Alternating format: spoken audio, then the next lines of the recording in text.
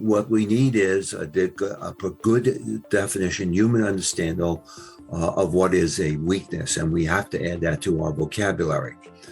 The purpose is, how can you possibly ask someone, a non-IT business, to implement the president's executive order on cybersecurity if you don't understand what they're trying to do? Welcome to the Reimagining Cyber podcast, where we share short and to the point perspectives on the cyber landscape. It's all about engaging yet casual conversations on what organizations are doing to reimagine their cyber programs while ensuring their business objectives are top priority. With my co-host, Stan Wisseman, Head of Security Strategist, I'm Rob Borrego, Chief Security Strategist, and this is Reimagining Cyber. So Stan, who do we have joining us for this episode? Rob, our guest today is John Keane. John has more than 40 years of experience, both as an active duty officer and as a civil servant for the U.S. government. One of John's areas of focus has been to be an advocate for and an implementer of best practices associated with the full spectrum of software development that includes code quality, architectural correctness, DevSecOps, as well as security weaknesses and vulnerabilities. John has worked closely with the NSA, NIST, DHS, and many others to advocate for and advance the practice of software assurance within the U.S. federal government. He is more widely known in the software assurance community as the software angel of death. And John, it's great to have you with us today.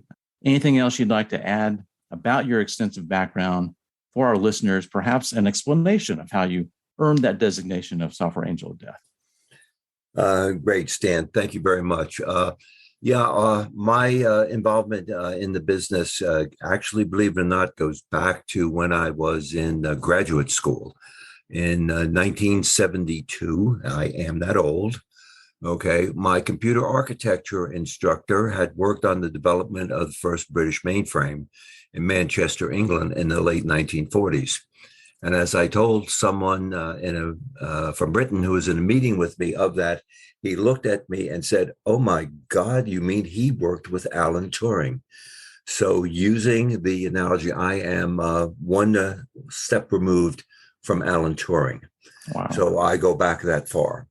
When I came into the government this time, back in the civil service in 2009, I was hired by a good personal friend of mine, the late Dr. Greg Guernsey, to implement a practice called software code quality checking, which I have received several notices on LinkedIn recently from people I've worked with, is the way that they are implementing DevSecOps, because we were taking a look at code quality as well as code security, as well as architectural soundness.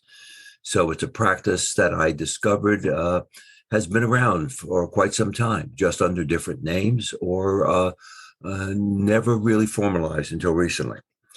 So when I took over this job, I was required to go through and to take a look at a series of scans that were performed on the software. My team was essentially an IB&V team. At one point in time, I received an ATO package, ATO meaning authorization to operate. I took a look at this. There was a request for approval for this system to be implemented because it was secure. But at the same time, I received a package of SCQC scans from my team. And the scans were absolutely horrible.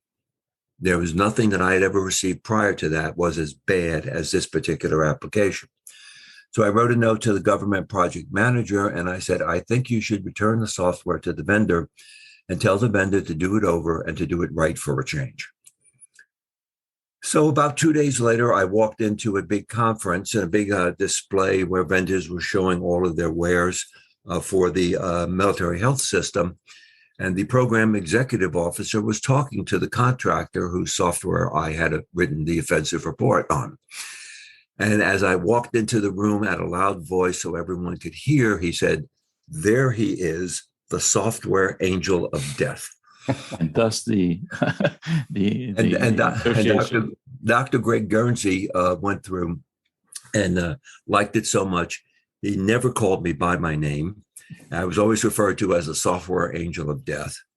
So John, let's talk about kind of these past 12 to 18 months or so. And one of the hot topics obviously has been centered around securing the software supply chain, right? And a lot of it's due primarily to the open source components and vulnerabilities that have been found out there and the impact that we've seen. So if you think about kind of your approach, you've discussed this with us, at least in the past, and we've seen a lot of it publicly. You have a strong emphasis on enforceable contract language, right? Around software assurance. You've been doing that for a long time. Love to hear from you, your perspective, though, on the importance of how to properly vet that security, right? That the software organizations are either using today in some cases, right, without having done so. But more importantly, that process of why they should be doing it ahead of time before actually procuring it and putting it into production. Great. Well, I'm always surprised by what has been written about enforcing things like software assurance and software security, but which for some reason goes largely ignored. So I was at a breakfast recently with a fairly high-level executive from the Defense Department, and the two of us agreed very quickly is that everything needed to implement the president's executive order within the Department of Defense has already been written and has already been in policy. So there is, in fact, a policy memorandum that was recently reinforced by the DoD CIO that says if you're using open source software, you must do a full software assurance assessment of the code before you put it into use. I can tell you that almost no one goes through and follows that or is even aware of that. But the reason why I was so interested in it is that when OWASP, and I hope everyone understands what OWASP stands for, came up with the tool dependency check, they asked the National Security Agency to vet the tool for its usefulness. Well, NSA unfortunately could not because it required access to networks that NSA was prohibited from connecting to. So the fellow who was my friend, who was the head of the NSA Center for Assured Software, asked me to go through to assess the tool with my team, which we did. So we validated that the OWASP dependency check did in fact go through and find the vulnerabilities which were related to the weaknesses that we had been discovering in the code.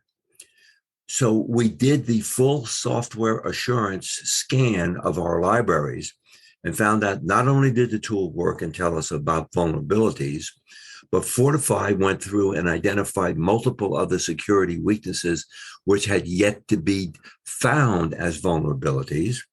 There were multiple technical weaknesses associated with the code, and there was a lot of architectural unsoundness. So when I told a friend of mine recently that I found open source code to be architecturally unsound, technically weak from a security perspective, and filled with security vulnerabilities, is that all I had to say? And his comment to me was, I was too polite. So what I did on a rather critical application that is still in use today to enable interoperability sharing of information between the Department of Defense and the Veterans Administration, I engaged with my team to train the developer of the software on how to use dependency check and how to go through and use all of the other tools to make their code right. But when I went back and took a look at some of their recent scans, I went back to them, and using dependency check, they were able to go through and reduce the number of vulnerabilities from 600 to 16 in a matter of 2 months, which include refactoring the code. So what it proved was that if you use the tool correctly, a trained practitioner did, you can go through and get rid of a tremendous amount of flaws within your software. And so I've always been interested from the perspective, can it be done? And once it can be done, can it be written into contracting language? And in fact, in 2016, a federal oversight group adopted and modified some contracting language that I had been working on with several other gentlemen, and actually went public with it. And it was endorsed by 2 major corporations here in America. Let's pull on that thread a little bit more, John, because as you know, if development doesn't have a requirement, they're not going to focus on it.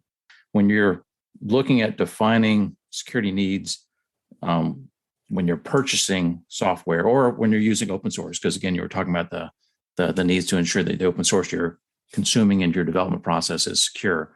It's critical to understand what those security requirements are and helping ensure that you're putting the accountability in the right place. Is it really the consumer of that software that's responsible for that, or is it the one producing that software? So, I've also been a big advocate for proper use of contract language when you're looking to ensure that the software you're acquiring does not add additional risk to your organization. I was involved with the DHS acquisition security working group under Joe Jarzenbeck back at DHS Build Security In Project back in the late 2000s. And we produced some example contract language in that effort. But what are some of the things that you're seeing as far as updates? Because we've been trying to do this for a long time. What are some of the new developments that can help ensure that the acquirers of software build in the right language they need to, and possibly leverage some templates or things that are out there as opposed to trying to come up with it on their own whole cloth? Well, one of the requirements of the president's executive order was to come up with contracting language. And we have a lobbyist. And one of the things that when I was brought on board as a consultant, I mentioned to him this contracting language, which had been developed in 2016. And I sent it over to him, and he went through and has forwarded to certain high-level people within the federal government and also within the congressional staffs. And all of the language was based on the fact of what my team, who were software developers, not cybersecurity professionals, said could be accomplished just by going through and complying with the rules. So we wrote the rules. And for example, in 2016, one of the rules we said that you will go through and you will fully comply with the OWASP top 10 and either the MITRE or the NIST or SANS top 25. And for anything that which you do not comply, you have to fully justify. Now, we only said that because we were able to go through and to teach people who were making those mistakes of the little amount of time it actually took to write code correctly. It's not, SQL injection being a perfect example.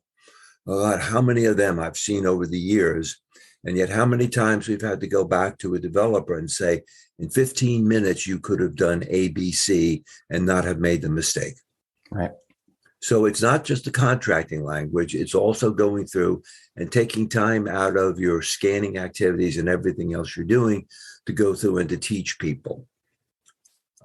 So the contracting language will probably be written for the federal government, and possibly my language will be some of the input to that. I also go through, and one of the big complaints that we have is our software developers not trained. So one of the things, like I've mentioned to you, when we've seen multiple errors of the singular type, I had my team go through and train people.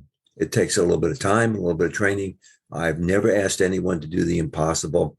And to show you how simple some of that is, my software IV&V team actually trained me how to use some of the tools. Very nice. Very nice. Good approach. Let me pivot the conversation a little bit to an area around just terminology. Terminology, unfortunately, equates to confusion. In the cyber space as a whole for security, it's confusing enough, but let's just talk about it from the area you've emphasized and been an advocate for a long time around software quality and software security as a whole. If you just take the term software security, just in general, right, it gets completely misunderstood. But love to hear just, your perspective on how can we actually do things in a manner that really makes it so much more simpler, so much more consistent for people to understand. So there's not all this time lost in having to educate people on different terms and confuse them in the first place, right? So I know you've been an advocate in that space. I'd love to hear more about how your approach. Okay, well, one of the things that, a little bit of background, during my less than illustrious career, I was a part-time instructor. In fact, I taught that back at, I was invited back to the school that I graduated from to teach in the math department. And for those of you who are familiar with this, I did not go to a real college. My colleagues in the Navy, Marine Corps, and Air Force contend I went to a trade school that you may have heard of called West Point. Okay. But that's a mutual insult we have to each other. But I also taught a variety of courses here in the Washington area, and I taught grammar and writing. So I get very upset when I see poorly worded definitions. So I don't know how many people are familiar with the new ISO standard, ISO 5055, okay, which just was published recently and which was the subject of my presentation partially yesterday. And so I was asked by the people who hosted that to refer to that standard. And So, John, the presentation was to who? That was to CISC, Okay. the presentation to CISQ yesterday being June 7th. I was asked to go through to produce evidence why software quality is not different from software security. And I have done extensive work on that over the years. I went through and scanned that database and just punched in keywords like availability. And sure enough, up comes, at the point of time, it was 67 security weaknesses that have an availability characteristic associated with it. And the reason for doing that was to go through to produce evidence that it was, if people focused on writing code correctly to achieve a correct technical outcome, that there was a high likelihood that they would also achieve a positive security outcome. And so when I was doing my research and taking a look at all these terminologies, if that in fact becomes the standard by which people are supposed to apply in order to go through to meet software quality and software security, software quality is defined within the standard. Okay, and it is derived from an ISO glossary, and it also meets John's standards of being plain text English and understandable. However, we found out that within the standard, which goes through and discusses software security, it never defined software security. It defined security, but not software. And that the definition that they have for security is, it's somewhat acceptable, but it is rather lengthy. And so when I went out to the web to find the definitions of software security, I found multiple definitions that are out there, and most of them are very poorly worded. So I will be engaging with CISQ on another effort in which standard definitions and better definitions will be my point of contribution to the development of a new standard. But I really don't like definitions that start out by saying software security is a specific concept. Because when you start out defining something as a concept, I have sat around the table watching people pout at each other over what is the meaning of a concept. And you never get into resolution. So we need a definition, and I pointed out yesterday, of software security. For those of you who are familiar with the CWE, the common weakness enumerations, they are engaged in going through and really cleaning and modernizing them. They have suffered from a lack of interest for the past couple of years. I spoke to the leader of that project for DHS, and they are making remarkable progress. And just, John, just to interrupt, just for our listeners, again, there is a distinction between vulnerabilities in software and Yes. weaknesses, right? And I think that'd be worthwhile because again, that could be a point of confusion. The CWEs, to your point, are leveraged by a lot of folks, our tool vendors, practitioners. But again, when we're speaking to developers, sometimes it is confusing when we're throwing out these terms of vulnerability versus a weakness. And perhaps you could, help our listeners better understand the distinction. Well, once again, ISO has what I consider to be a reasonably good human understandable definition. In fact, it was highlighted at a recent congressional hearing by one of the participants testifying to Congress that she found the language that was used specifically, she called out NIST, as being, quote, too scientific and not understandable. But a vulnerability, according to ISO, and I'm looking at the slide right now, a weakness of an asset or group of assets that can be exploited by one or more threats. So that was pretty good. Now, what I didn't like about the website, they went through and said a threat is something that can exploit a vulnerability. Hence, we have the notorious circular definition. A is defined by B is defined by A, and trying to unconfuse those. But in using weakness, and I had the discussion with the folks working on this at MITRE, is that there is no formal approved definition for weakness. And it shocks everyone, and they all do their research while they're talking to me on the phone and come back and say, you're right. So within the ISO standard, they has a definition of a weakness, which is allegedly derived from MITRE's work, in which they go through a specific structure of program elements in the software source code, sometimes referred to as a software anti-pattern. Okay, so John stops right there. Says, what is an anti-pattern? And why did you include that word in the definition? And it says that the pattern, anti-pattern, inconsistent with good architectural or coding practices, violates a software quality rule and can lead to operational or cost problems.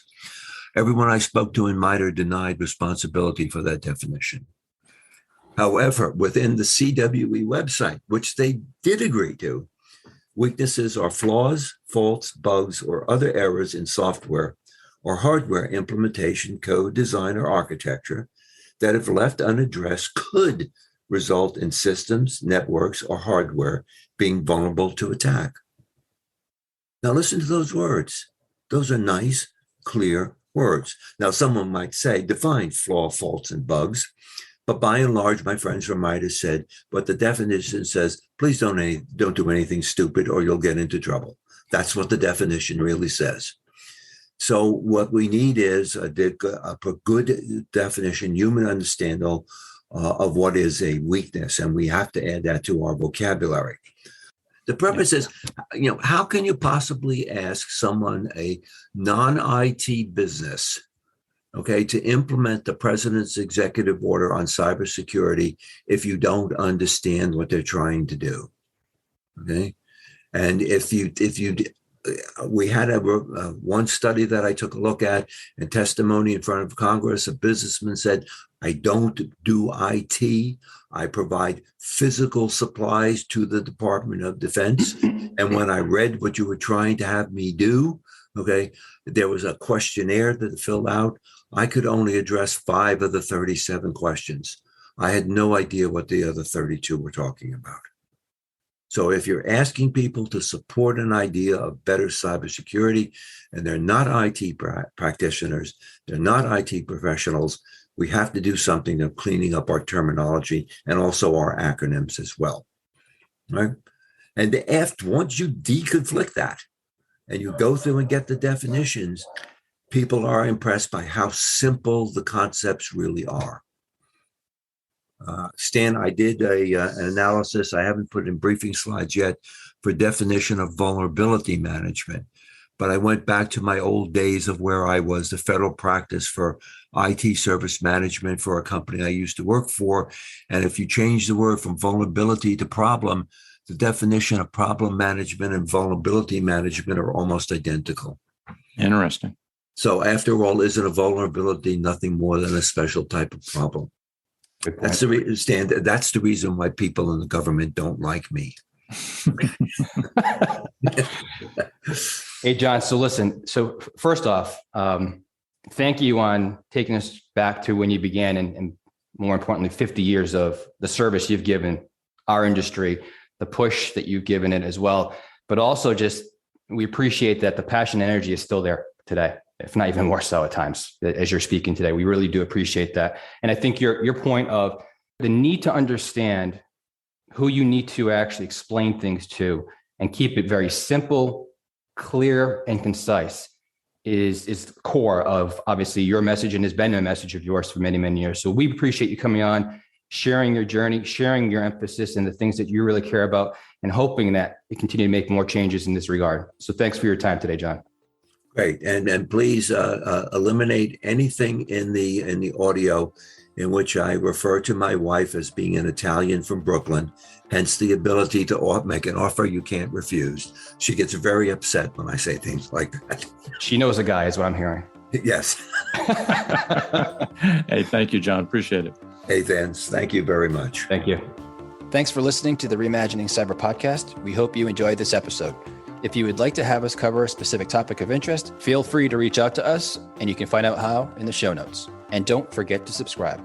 This podcast was brought to you by CyberRes, a micro-focused line of business, where our mission is to deliver cyber resilience by engaging people, process, and technology to protect, detect, and evolve.